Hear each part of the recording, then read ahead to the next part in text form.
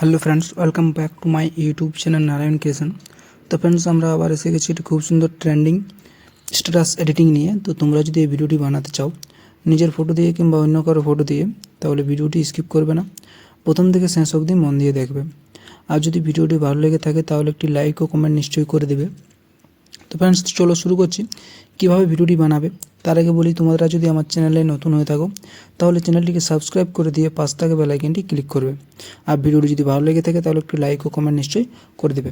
তো বেশি ভিডিওটি না বাড়িয়ে চলো আমি কীভাবে ভিডিওটি তোমরা বানাবে সেটি আমি স্টেপ বাই স্টেপ তোমাদেরকে দেখিয়ে দিচ্ছি। তো চলো শুরু করছি।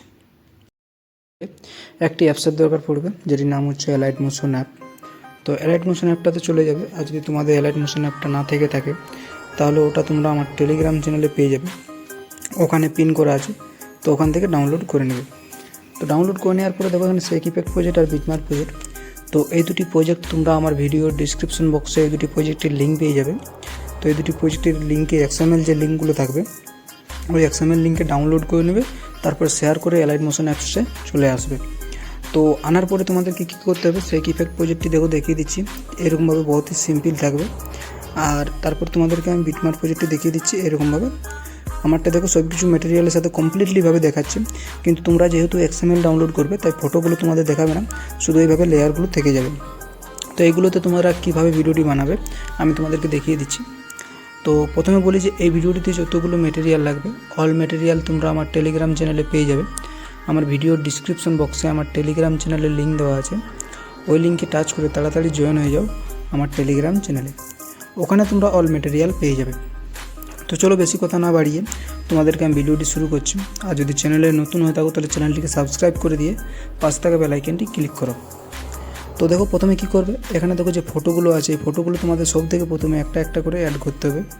তো এখানে ফটোটাতে টাচ করবে, কালার অ্যান্ড ফিলে টাচ করবে, আর এরকমভাবে ফটোগুলো অ্যাড করবে। তো আমি দেখো তোমাদেরকে এখানে দেখিয়ে দিচ্ছি, এইখানে ফটোগুলো অ্যাড করে দেখিয়ে দিচ্ছি।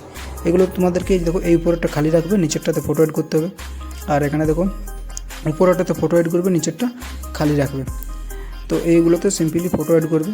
তো ফটোগুলো এইভাবে প্রত্যেকটাতে তোমরা অ্যাড করবে। আর এখানে দেখো একটা গ্রুপ আছে, ফটোটাতে টাচ করবে গ্রুপটাতে, তারপরে এডিট গ্রুপে টাচ করবে, আর এখানে একটা ফটো টাচ করবে, প্লাস আইকনে টাচ করে মিডিয়াতে টাচ করে ফটো সিলেক্ট করে নেবে।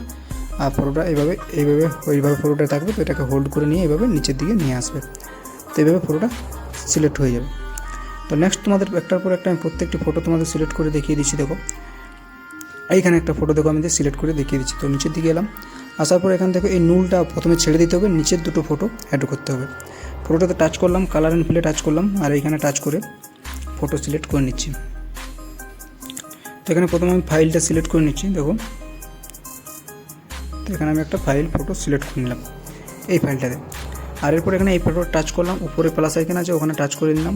তো ফটো দেখো একটা সিলেক্ট হলো, তারপর একটা টাচ করব, কালার অ্যান্ড ফিল এই জায়গাটাতে টাচ করব। সেম ফটো আমি নিব, তাই উপরে প্লাস আইকনে টাচ করে সেট করে নেব।